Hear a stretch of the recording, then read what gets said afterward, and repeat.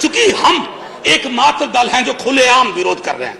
हम कह रहे हैं कि आप पिछड़ो, आप एंटी बैकवर्ड, एंटी दलित हो, और ये डंके की चोट पर कह रहे हैं। आपके मनसा वाचा कर्मणा में ये चीजें हैं। सर, बचपन से एक कहानी पढ़ी है, हम सब ने पढ़ी होगी सर। अक्सर कहानी में होता था, एक गरीब ब्राह्मण था। सर, कभी सुना है कि एक गरीब दलित था नाम की कोई कहानी हो? एक गरीब कुम्हार था, एक गरीब मल्लाह था, एक गरीब ठाकुर था, एक गरीब यादव था, एक गरीब कुर्मी था। क्योंकि उसके लिए कहानी नहीं बन सकती सर, वो हकीकत है। फिक्शनल चीजों पे कहानियां बना करती है, और हमसे उम्मीद की जाती है कि हम यहां बैठ करके मध्य रात्रि की रॉबरी पर मुहर लगा दें। Midnight robbery has to be stopped. We will not do that sir. इसलिए नहीं करेंगे, बावजूद भ्रांतियां फैलाई जा रही हैं हमारे बारे में। सर, एक लियोनार्ड कोहन का गाना है, everybody knew that the boat was leaking, everybody knew that the captain lied. अब सर, ये leaking boat, lies of the captain, और आप चाहते हैं हम चीयर लीडर बन जाए, हम गाने गाने लगे, उस ऑर्केस्ट्रा और उस कोरस में शामिल हो जाए? नहीं सर, हम बाबा साहब के मुरीद लोग हैं।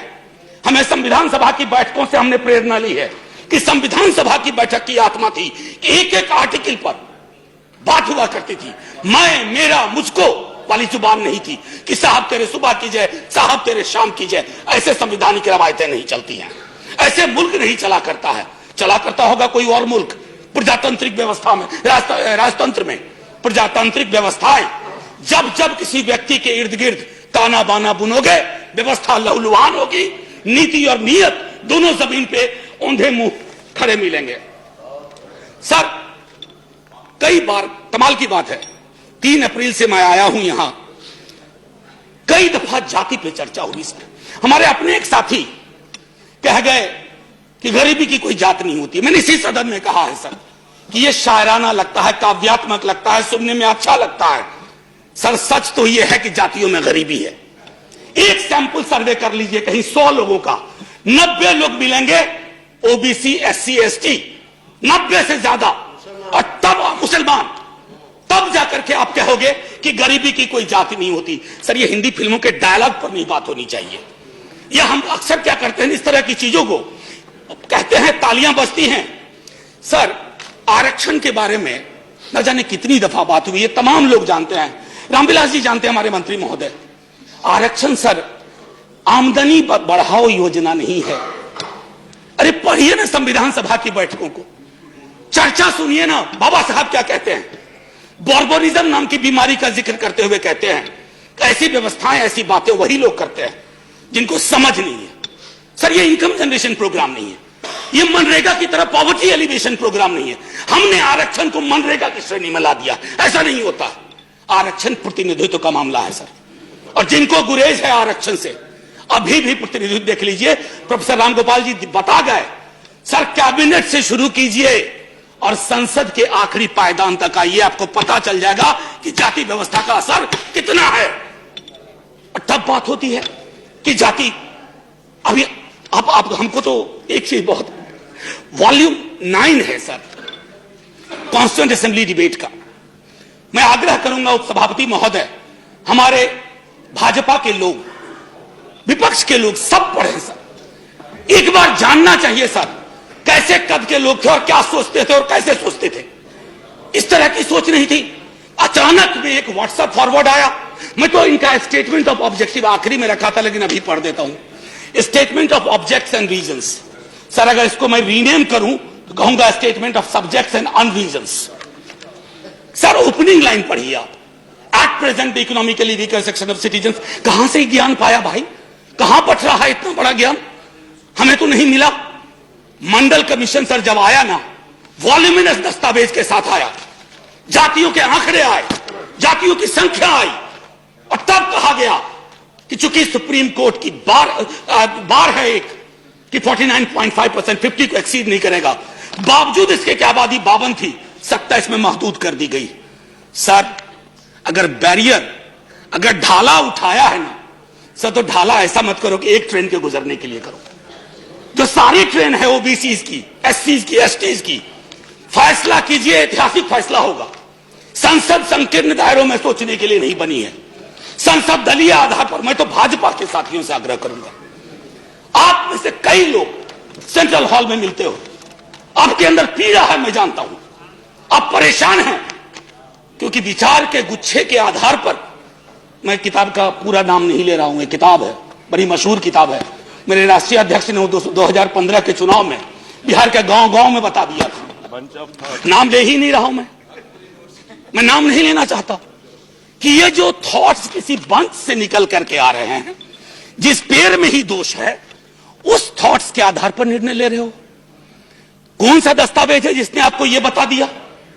मैं तो हंस के कह रहा था आज किसी से कि अगर मैं विश्वविद्यालय की नौकरी में नहीं होता, माफी के साथ कहता हूं सर, एफिडेविट गवाह है, 1000 स्क्वायर फीट का मकान नहीं है मेरे पास, मैं भी हो जाता।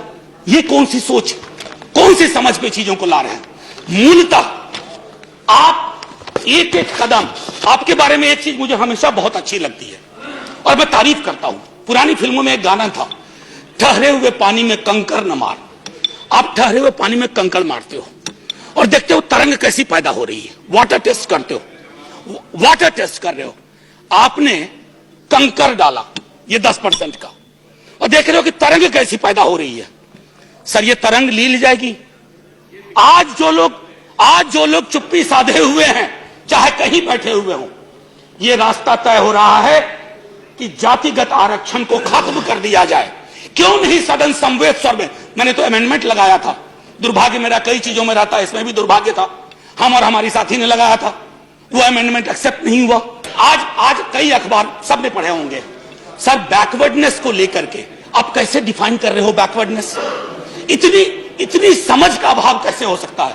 बड़े विद्वान मंत्री हैं सर इस मंत्रिमंडल में, शायद उनकी सुनी नहीं जाती है या वो बोल नहीं पाते हैं सर। अच्छे वकील कोई भी होते ना, कॉन्स्टिट्यूशनल अनटेनेबिलिटी एंड लीगल इंटेनेबिलिटी दोनों के आधार पर इसको खारिज किया जाए, लेकिन ये पूरी की पूरी सरकार व्हाट्सएप पे चल रही है। सर मैं आपको एक चीज जो कहना चाहता हूं सर, अगर इतना डर रहे तो निजी क्षेत्र को हाथ लगाने में क्यों डर लग रहा है?